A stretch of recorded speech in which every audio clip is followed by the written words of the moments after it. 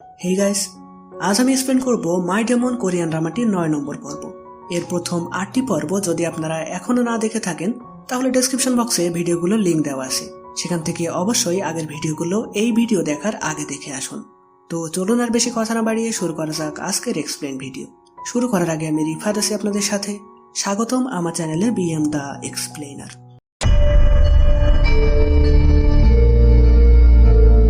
আগের পর্বে আমরা দেখেছিলাম মাস্কম্যান গুয়ানের উপর হামলা করে, কিন্তু ভাগ্যক্রমে দহি তাকে বাঁচাতে সক্ষম হয়। এই ঘটনার পর দহির মনে হয় তার জন্য হয়তো গুয়ানের সাথে এমন হলো, তাই সে সিদ্ধান্ত নেয় সে চেয়ারম্যান হবে না। তাহলে হয়তো সকমিন তার এবং গুয়ানের পিছু ছেড়ে দেবে। এখানে তার এমন সিদ্ধান্ত নেওয়ার কারণে গুয়ানের সাথে তার ঝামেলা হয়। কিন্তু গুয়ান যখন জানতে পারে দহি তার জন্য এমন সিদ্ধান্ত নিয়েছে, তখন সে দহির কাছে গিয়ে আবার সবকিছু ঠিকঠাক করে নেয়। তো সব ঠিক হয়ে যাওয়ার খুশিতে দহি একদিন ছুটি নিয়ে নেয় আর গুয়ানের সাথে অনেক এনজয় করে বেড়ায়। এখানে দেখা যায় ম্যাডাম জুয়ের মেয়ে নো সোয়া দহিদের গোপনে ফলো করছে এবং তাদের ছবি তুলছে। আসলে দহির মতন মেয়ে হাল ছেড়ে দিয়ে এমন সিদ্ধান্ত নিল, এটা তার কিছুতেই বিশ্বাস হচ্ছিল না। তাই দহির আসল উদ্দেশ্য জানতেই সে দহিকে ফলো করছে, কিন্তু সে ছবি তোলা ছাড়া তেমন কিছুই বুঝতে পারে না। তো পরের দিন সকমিন দহিকে একটি পেপার পাঠায়, যেখানে দহি সাইন করলেই সে বিনা বাধায় চেয়ারম্যান হতে পারবে। গুয়ান তখন তাকে এই পেপারে সই করতে মানা করে, কিন্তু দহি বলে, আমি এই সিদ্ধান্ত তোমার জন্য নিলেও এটা আমার নিজেরও সিদ্ধান্ত।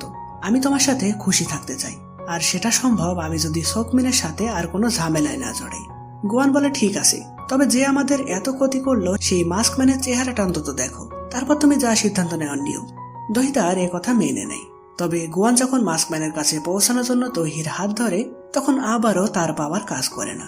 সে বলে, আমি তো সারাদিন তোমার সাথে থেকে রিসার্চ হয়েছি, তবু এমন কেন হচ্ছে? দহি বলে, হয়তো পুরোপুরি সুস্থ হতে তোমার আরো কিছুদিন সময় লাগবে। ফলে সে সেই পেপারে সাইন করে দেয়।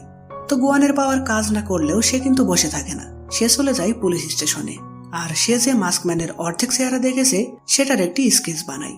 পুলিশরা অর্ধেক চেহারা থেকে পুরো মুখের একটি স্কেচ তৈরি করে ফেলে। এরপর গুয়ান সেটি নিয়ে সানঅল ফাউন্ডেশনে আসলে সে দেখে সেখানে নাম্বার 2 তার দলবল নিয়ে ঝাড়ু মশার কাজ করছে। তারা এখানে থাকায় এখানকার কর্মচারীরা খুবই বিরক্ত হচ্ছিল। তাই গুয়ান ভাবে এদেরকে কোনো কাজে লাগানো যাক। সে তখন মাস্কম্যানের স্কেচটি নাম্বার 2কে দিয়ে বলে, এই লোকটাকে খুঁজে বের করো, আর যতদিন খুঁজে না পাবে ততদিন তোমাদের মুখ আমাকে দেখাবে না। নাম্বার 2 এতে খুবই খুশি হয়, কারণ তাদের বস প্রথমবারের মতন তাদের কোনো অর্ডার দিয়েছে। ফলে সবাই মিলে মাস্কম্যানকে খুঁজতে বেরিয়ে পড়ে।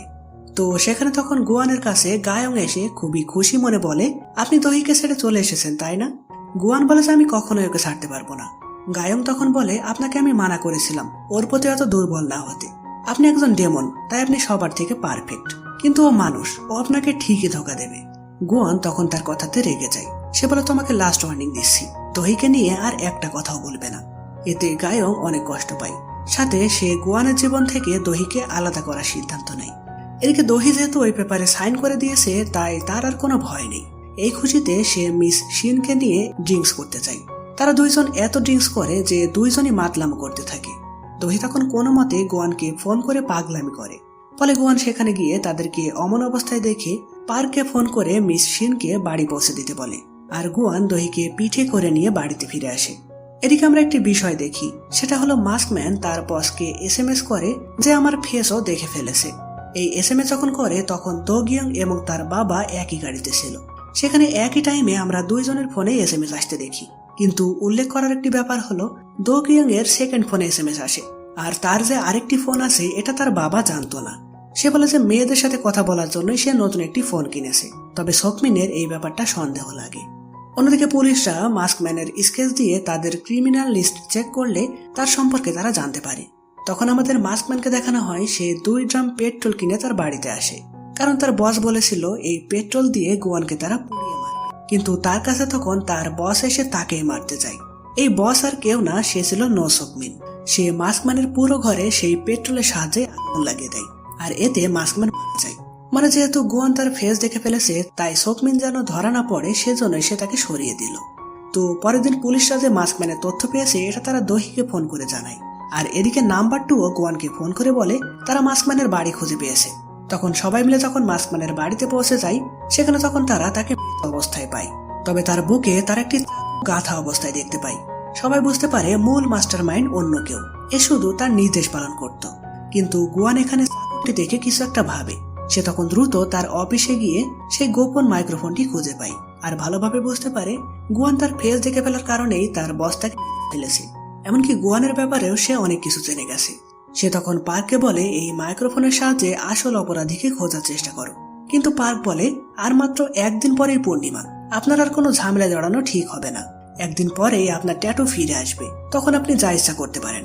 এখানে হঠাৎই গুয়ান খেয়াল করে তার ওখানে যে কন্ট্রাক্টের ঘড়িগুলো ছিল সেই সব ঘড়ি থেমে গেছে। সে তখন চলে যায় হসপিটালে। সেখানে গিয়ে দেখে সে যেই বাচ্চাটিকে বাঁচিয়েছিল সে আবার অসুস্থ হয়ে গেছে। গুয়ান তখন বুঝতে পারে তার পাওয়ার পুরোপুরি তার থেকে চলে গেছে। সেজন্যই সে মাস্কম্যানকে খুঁজে পায়নি, এমনকি তার কন্ট্যাক্ট করা মানুষগুলো আবার পূর্বের অবস্থায় ফিরে যাচ্ছে। সে তখন সানওয়াল ফাউন্ডেশনে ফিরে আসলে দেখে তার সমস্ত কন্ট্যাক্টের পেপারগুলো হাওয়ায় ভাসছে। কিছুক্ষণ পরেই সেই সব পেপার পুড়ে ছাই হয়ে যায়। গুয়ান তো সব দেখে ভীষণ ভয় পায়। সেভাবে আমি কি তাহলে এখন মারা যাব? এইসব ভেবে সে দ্রুত চলে যায় সেই ভিক্ষুক মহিলার কাছে। মহিলাটি তাকে দেখেই বলে, তুমি এখন পুরোপুরি নর্মাল মানুষ হয়ে গেছো। গুয়ান তখন তার কাছে জানতে চাই, আমার সাথে সব কেন হলো, বলো আমাকে। সে তখন গুয়ানকে নিয়ে একটি বারে আসে, যেখানে মনে হয় সে ভিক্ষুক হলেও সবাই তাকে চেনে। গুয়ান বুঝতে পারে এই মহিলা সাধারণ কেউ না। এখানে আমরা দেখি হঠাৎই মহিলাটি একটি যুবতী মেয়েতে পরিণত হয়ে যায়, যেমনটা আমরা গবলিন ড্রামাতে দেখেছিলাম। আর গবলিন ড্রামার সেই মহিলার মতনই ইনি হলেন ঈশ্বর। তো সে গুয়ানকে তার ক্ষমতার একটু নমুনা দেখায়। গুয়ান এতে বোঝা যায় ইনি হলেন ঈশ্বর, অর্থাৎ সেই তাকে ডেমন বানিয়েছে। গুয়ান তাকে বলে, আমার পাওয়ার আমাকে ফিরিয়ে দিন। সে জানায় এটা আমি পারবো না, কারণ আমি তোমাকে পাওয়ার দিয়েছি, কিন্তু সেটা কেড়ে আমি নিইনি।